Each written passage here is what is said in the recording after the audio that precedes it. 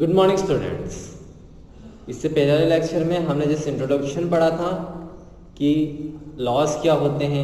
Okay, laws को हमारे constitution में जब बनाए गए थे तो कौन कौन से पॉइंट्स को मद्देनज़र रख के बनाए थे, जिसमें हमने ब्रिटिश जब रूल हमारा था हमारे इंडिया में तो हमने कुछ लॉज के बारे में पढ़ा था जो कि काफ़ी हार्श थे टूवर्ड्स आवर इंडियन। ओके, अब हम पढ़ेंगे how are new laws made. Okay, पुराने लॉज जो बन गए, जो हमारे कॉन्स्टिट्यूशन वाली ड्राफ्टिंग, जब कॉन्स्टिट्यूशन को ड्राफ्ट करते जब बहुत सारे आर्टिकल्स एक्ट्स ये सब बनाए गए और न्यू न्यू रूल्स उस समय बनाए गए। इसके बाद भी ऐसा नहीं है कि वो रूल्स अभी तक चल रहे, इसमें बहुत सारे नए रूल्स ऐड भी हुए हैं। तो ये नए लॉज या नए रूल्स कैसे बनते हैं? Okay, new laws come into existence when different groups of people in the society demand for their formulation. People discussions are initiated and people's opinions gathered through meetings and discussion on the mass media. The participation of citizens in lawmaking process helps in making governance more transparent and inclusive. The parliament plays a crucial role in making new law. जब भी कोई नया law होता है तो उसमें public opinion होना बहुत ज़्यादा ज़रूरी है। अब और कभी आपने देखा हो कि पीपल्स प्रोटेस्ट करते हैं, ये वाली चीज़ें हो, सपोज कीजिए एग्जांपल हो गया कि से नो टू करप्शन, की करप्शन को रोका जाए, तो उसके लिए फिर गवर्नमेंट पब्लिक ओपिनियंस को लेकर ध्यान में रखते हुए ये सब लॉज बनाते हैं कि हाँ, करप्शन के लिए हमें सख्त कानून बनाना चाहिए जिससे करप्शन ना हो। तो ऐसे बहुत सारी चीज़ें होती हैं और ये सारी चीज़ें कैसे, किसके हेल्प के थ्रू होती है? By media, mass media, newspaper में हो या टेलीविज़न के थ्रू हो। आपने देखा होगा पेपर टेलीविज़न वाले जो न्यूज़ वाले हैं वो ओपिनियन लेते हैं क्या करना चाहिए सरकार को, तो वो ओपिनियन देते हैं। फिर वो इन सारी चीज़ों की मीटिंग करते हैं, आपस में पार्लियामेंट में मीटिंग करते हैं।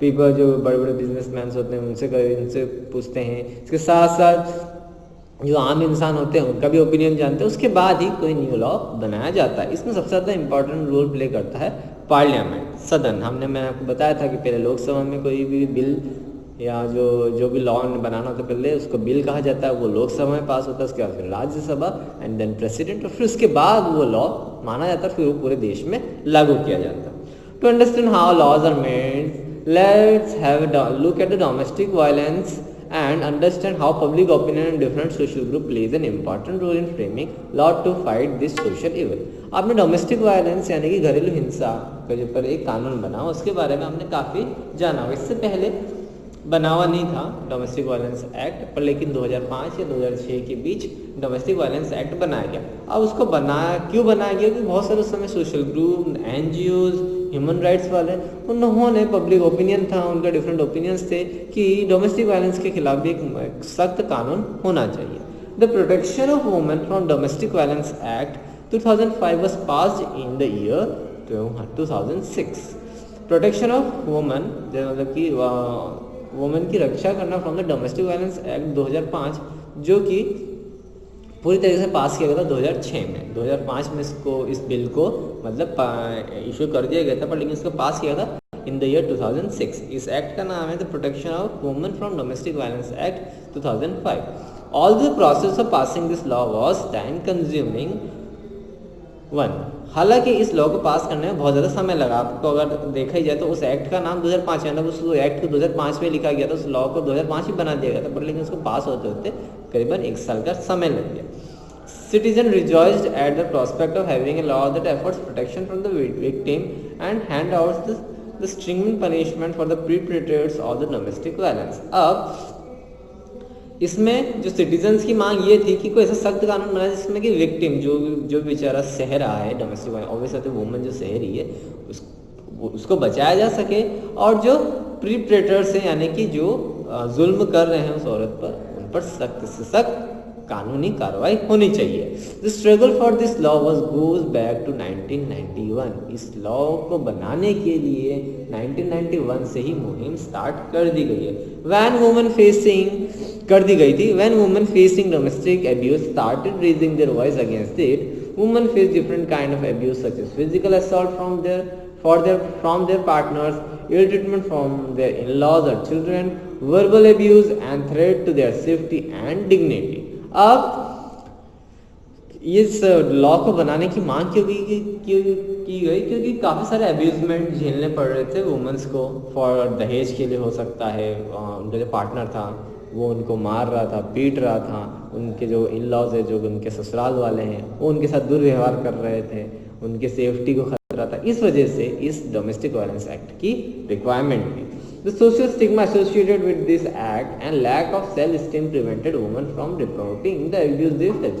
इसके साथ साथ एक तो जो सामाजिक वो रहता है कि औरतों को पुलिस में नहीं जाना चाहिए, उनके अपने घर परिवार को बदनाम नहीं करना चाहिए। इसके साथ साथ खुद वुमेन खुद डरती थी, इस वजह से जो वुमेन थी वो अपने लिए आवाज़ नहीं उठा पाती थी।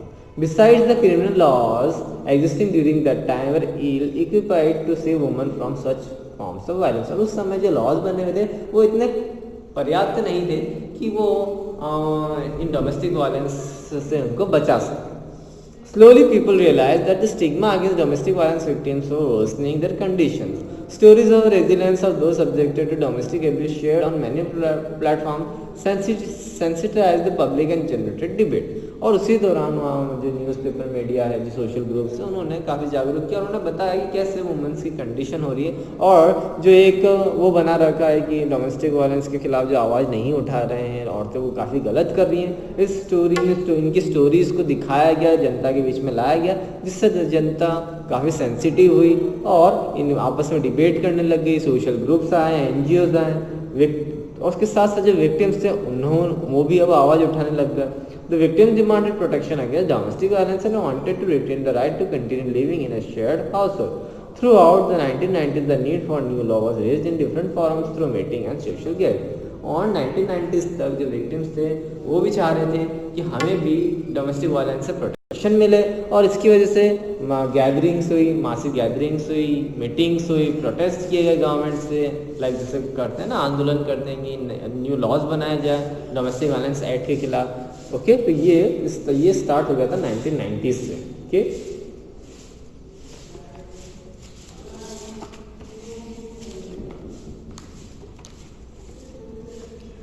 people felt that the need for a new civil law to deal specifically with the issue of domestic violence and the right of victims instead of protection under criminal law existing during that time।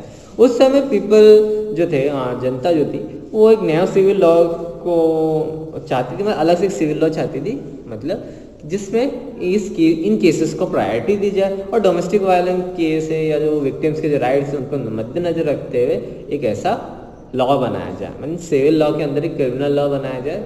आपको बता दूं, मैं थोड़ा सा दे रहा हूँ क्योंकि हम नेक्स्ट चैप्टर में पढ़ेंगे डिफरेंस बिटवीन सिविल लॉ और criminal law.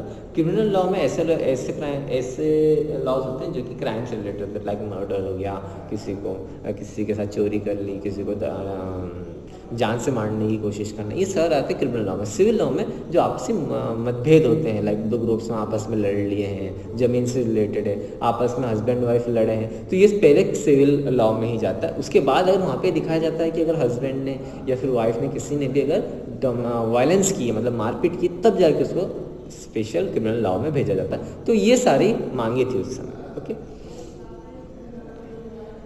in 1999, lawyers collective group founded by lawyers, law students and activists took the lead in drafting domestic violence prevention and protection bill after nationwide consultation। अब 1999 में जो lawyers थे, specially तो female lawyers थी, उसके साथ साथ law students थे, और जो एक्टिविस्ट होते हैं, लाइक जो डिफरेंट NGOs होते हैं, ग्रुप्स होते हैं जो मीन्स महिलाओं के लिए काम करते हैं, ये सारे इकट्ठा हुए। ओके, और पूरे नेशन वाइड इकट्ठा हुआ, कंसल्टेशन हुआ, और उन्होंने ये मांगा कि अब हिंसा को रोकिए। लाइक आपकी बुक में पेज नंबर 130 में प्रोटेस्ट के उस समय की पिक्स हैं जो कि ये बयां कर रही कि कैसे वहाँ उस समय महिलाएं जो थी, वुमेंस थी, वो इकट्ठा हुई और एक बिल सर्कुलेट किया गया जिसमें कि ये दिखाया गया कि डेफिनेशन क्या होता है डोमेस्टिक वायलेंस का। The definition of domestic violence included physical, economic, sexual, verbal and emotional abuse.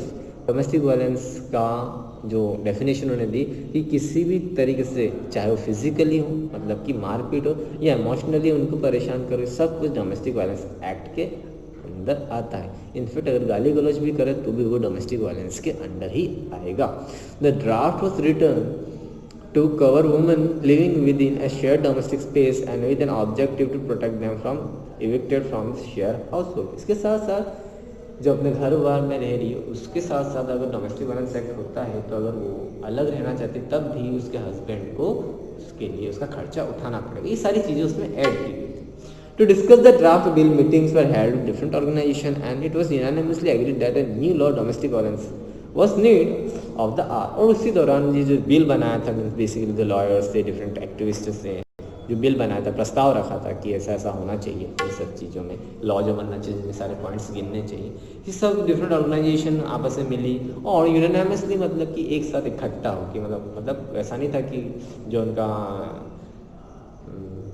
हम बोलते हैं मत, एक मत थे सब। Okay, the bill was finally introduce in the parliament in 2002 और इस बिल को फाइनली 2002 में पार्लियामेंट में पेश किया गया। However, most people were not satisfied with the new law and considered that it did not cover many important issue। हालांकि उस समय बहुत सारे पीपल्स इसके ऑब्जेक्शन में थे। रीज़न ये था कि इसमें बहुत सारे ऐसे इश्यूज कवर नहीं किए जा रहे हैं। रीज़न उनकी दलील ये थी कि इसमें बहुत सारे इंपॉर्टेंट इश्यूज को ध्यान में नहीं रखा गया है। They did not agree with the definition domestic violence proposed by the bill. और उन्होंने ये माना, जैसे मैंने आपको बोली जो डेफिनेशन दी डोमेस्टिक वायलेंस की जिस बिल में लिखा हुआ था, उसके अकॉर्डिंग वो लोग ये नहीं मानते कि ये डोमेस्टिक वायलेंस है। ओके, वो नहीं मानते थे कि ये डेफिनेशन होनी चाहिए डोमेस्टिक वायलेंस की। Many were of the opinion that bill should be amendment and made more comprehensive and stronger, क्योंकि उनकी डिमांड ये थी कि इसको और इस बिल को या इस लॉ को और स्ट्रॉन्गर बनाया जाए, ये अभी भी कमज़ोर है ना ये law. So press conference and wide media publicity help bring the attention to the issue. इसके साथ साथ जो मीडिया जो रोल प्ले करती है और उसकी वजह से काफ़ी पब्लिसिटी हुई इस लॉ की, काफ़ी ज़्यादा डिबेट्स हुए, जिसकी वजह से इस लॉ पर ज़्यादा तवज्जो दी गई गवर्नमेंट के through. Several women's organizations as well as government bodies like National Commission for Women made submission to Standing Committee of the Parliament requesting it to amend the bill। इसके साथ साथ जो नेशनल कमीशन ऑफ वुमेन थे और भी other organisations थी इन ये सब इकट्ठा हुए दबाव बनाया वहाँ की स्टैंडिंग कमेटी पार्लियामेंट को कि इस बिल को पारित किया जाए, मीन्स इस बिल को आगे बढ़ाया जाए ताकि ये लॉ बने। In December 2002 the standing committee submitted its recommendation regarding to the bill to the Rajya Sabha as well as the Lok Sabha. और स्टैंडिंग कमेटी यानी कि पार्लियामेंट में जाने से पहले एक कमेटी बनाई जाती है जिसमें ये बिल दिया जाता है, अगर वो अप्रूव करते जब जाके पार्लियामेंट में जाता है, तब इन्होंने रिकमेंडेशन किया कि हाँ इसको अब राज्यसभा और लोकसभा में पारित किया जाए, यानी कि इसको दोनों सदनों में पहुंचा दिया जाए। The committee report recommended accepting most of the demands put forward by various organization. हालांकि कमेटी ने यही कहा जो भी वेरियस ऑर्गेनाइजेशन वुमेन्स ऑर्गेनाइजेशन जो डिमांड्स रखी गई थी उन्हीं को उस बिल में रखा गया। फाइनली न्यू बिल वॉज री introduced in the parliament in 2005 और इसको लगभग 3 साल का प्रोसेस लग गई। उसमें काफ़ी सारे चेंजेस किए गए, उसमें डेफिनेशंस बदली गई, डोमेस्टिक वायलेंस में और चीज़ें ऐड की गई और फाइनली 2005 में पार्लियामेंट में इस बिल को वापस से रिफॉर्म करके मीन्स वापस से इसमें रिवाइज करके चेंज करके 2005 में इसको वापस से री इंट्रोड्यूस करवाया गया। After it was passed by both houses of parliament it was sent to the president for his assent. अब 2005 में इसको पास करवा के फिर इसको दोनों सदनों में राज्यसभा एंड लोकसभा में इसके बाद इसको कहाँ पहुँचाया गया, प्रेसिडेंट के पास। ओके, जिससे कि प्रेसिडेंट भी उसको पढ़े और कुछ अगर उसको ऑब्जेक्शन हो तो वापस से पार्लियामेंट में जाएगा। अगर प्रेसिडेंट सेटिस्फाइड नहीं है लॉ से और अगर उसमें कोई खामी निकाल देता है या उसको ऐसा लगता है कि इससे किसी सिटीजन्स का फर्क पड़ सकता है इस लॉ से, तो वो जो बिल है या लॉ है उसको वापस तो सदन में पहुँचा देता फॉर द रिवाइजन कि इसमें ये सब सारी चीज़ें आप सही करो, ये मुझे सही नहीं लग रही। Which was duly obtained, the Protection of Women from Domestic Violence Act finally came into effect in 2006। हालांकि जब प्रेसिडेंट के पास गया तो उनको भी वो लॉ सही लगा और उन्होंने उस लॉ को वहाँ पे पास कर दिया और finally domestic violence protection act finally effect मतलब लॉ के तहत 2006 में वो बन गया। Okay, this new law was first in recognizing women's right to violence free home and provided comprehensive definition of domestic violence. इस लॉ से ऑब्वियसली बात है वुमेन्स को सबसे ज़्यादा फायदा हुआ, उनको एक कहीं ना कहीं वायलेंस फ्री घर मिले, क्योंकि इंसान अब डरने लगे कि अगर हम डोमेस्टिक वायलेंस करेंगे है ना अपनी वाइफ के साथ अगर हमने डोमेस्टिक वायलेंस किया तो वाइफ के पास पूरा हक है कि पुलिस में जाके आपके अगेंस्ट डोमेस्टिक वायलेंस एक्ट का केस लगाया जाए। और डोमेस्टिक वायलेंस एक्ट जो है बहुत ज़्यादा सख्त है, अगर आपका जुर्म साबित हो जाता है दैन आप 7 से 10 साल तक की आपको जेल भी हो सकती है। तो काफ़ी सख्त लॉ था जिसकी वजह से डोमेस्टिक वायलेंस एक्ट कम हुए इंडिया में, है ना, डोमेस्टिक वायलेंस जो है वो कम होना स्टार्ट हो गया। This new civil law aimed at providing relief to millions of people women affected by violence in their home. अब इस सिविल लॉ की वजह से क्या हुआ कि काफ़ी सारे वुमेन जो कि डोमेस्टिक वायलेंस का शिकार हो रही थी उनको रिलीफ मिली। This order is issued by the court to protect a person in a situation involving alleged domestic violence, harassment, stalking or sexual assault. अब इस डोमेस्टिक वायलेंस एक्ट में सब कुछ आता है. हैरेसमेंट यानी कि मेंटली परेशान करना, मारना, पीटना, या अगर कोई दूसरा मतलब कोई अगर शादीशुदा और वुमेन नहीं है, कोई इस मतलब कोई भी मतलब कुंवारी महिला भी है, औरत भी है, अगर उस पर कोई नज़र रख रहा है, उसको फॉलो कर रहा है, तब भी वो डोमेस्टिक वायलेंस एक्ट के थ्रू ही उस इंसान पर केस किया जाएगा. Woman could also get monetary relief to meet their expenses including medical costs. इसके साथ साथ गवर्नमेंट ने एक और चीज़ उस बिल में ऐड की थी कि किसी वजह से डोमेस्टिक वायलेंस एक्ट से अगर औरत जो है वो अगर अपने हस्बैंड से दूर रह रही है तो सारा खर्चा हस्बैंड ही उठाएगा अपनी वाइफ का, एज वेल जो भी मेडिकल कॉस्ट लगता है बीमारी में खर्चा पानी में, सब कुछ हस्बैंड को ही देना पड़ेगा. ये ना ये कोर्ट ने साफ तौर पे लिख रखा है कि उस लॉ में साफ तरीके से लिख रखा है. Woman A clause for child custody was also introduced in the revised law where temporary custody of children was granted to aggrieved parents. इसके साथ साथ उसमें एक और नॉर्म्स भी ऐड किया गया था कि इनिशियली जो चाइल्ड कस्टडी होगी, मतलब बच्चे का बच्चा रहता है और उसकी कस्टडी पहले माँ को पास ही जाएगी. देन अगर वो माँ अगर उस जिम्मेदारी को नहीं लेना चाहती देन वो फादर को जाएगी. बट इनिशियली अगर बच्चा छोटा है तो चाइल्ड कस्टडी यानी कि जो बच्चे की देखरेख की पूरी जिम्मेदारी किसकी रहती है, माँ की रहती है. But the journey of new law does not stop here. Once a law is framed, it is responsibility of the government as well as the citizen to ensure it is effectively implemented and enforced. हालांकि सिर्फ law या rules बनाना काफ़ी नहीं, इस बात का नज़र रखना कि वो लॉ प्रॉपर्ली इम्प्लीमेंट हुआ है कि नहीं, देश में पीपल फॉलो कर रहे हैं कि नहीं, पीपल अवेयर है कि नहीं, हम इंसान अवेयर है कि नहीं कि ऐसा लॉ गवर्नमेंट ने हमारे लिए बनाया है, हम उस लॉ का फ़ायदा उठा रहे हैं कि नहीं, ये होना ही बहुत ज़्यादा ज़रूरी है. गवर्नमेंट इसके लिए काफ़ी प्रचार भी करती है कि आपके हक है. ओके, यहाँ आज के लिए इतना ही. नेक्स्ट लेक्चर में इसके आगे कंटिन्यू करेंगे जो कि छोटा सा टॉपिक है, what happens if a law is not favoured by the person. क्या होता है अगर पर्सन्स को लॉ कोई पसंद नहीं आता है तो क्या उस सिनेरियो में क्या होता है. ओके, ये नेक्स्ट लेक्चर में हम डिस्कस करेंगे.